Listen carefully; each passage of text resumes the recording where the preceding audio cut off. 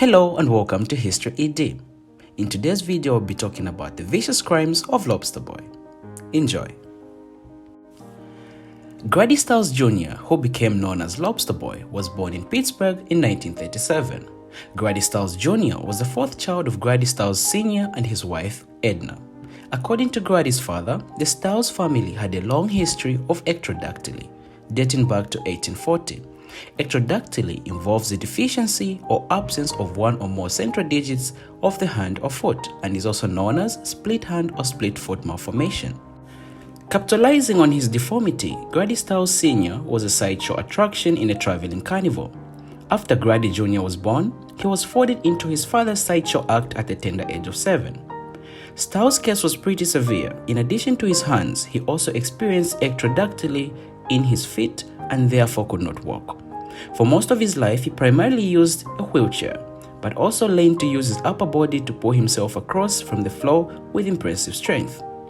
Limited by these deformities, Stiles grew up confined with the carnival world, and so it wasn't surprising that as a young man, he fell in love with another carnival worker named Maria Teresa, a young woman who had run away to join the circus as a teenager. After a few years of dating, the couple soon married and had 2 children. But things took a turn for the worse when Stiles started drinking, and combined with his overpowering upper body strength, he became abusive to his wife and children.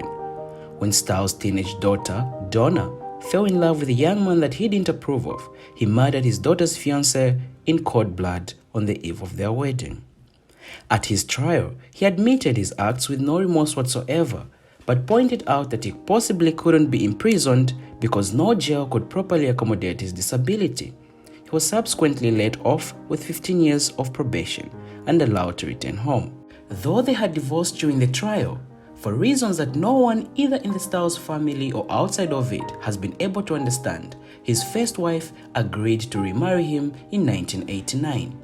When she returned, the beatings became severe, and few years after they remarried, she and her new son Harry Newman paid their 17-year-old neighbor Chris Wyant $1,500 to shoot and kill him, bringing one of history's most incredible stories to a tragic end.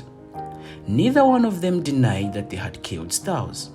During the trial, his wife spoke at length of his abusive history. "My husband was going to kill my family," she told the court. "I believe that from the bottom of my heart." Wyant was convicted of second-degree murder and sentenced to 27 years in prison. Harry Newman was given life in prison for his role as the mastermind, and Teresa was given 43 years in prison for conspiracy to commit murder. The story of Lobster Boy is bizarre, tragic, strange, and chilling to say the least. We hope you found this story interesting and learned something new today. Don't forget to hit the subscribe button and stay tuned for more.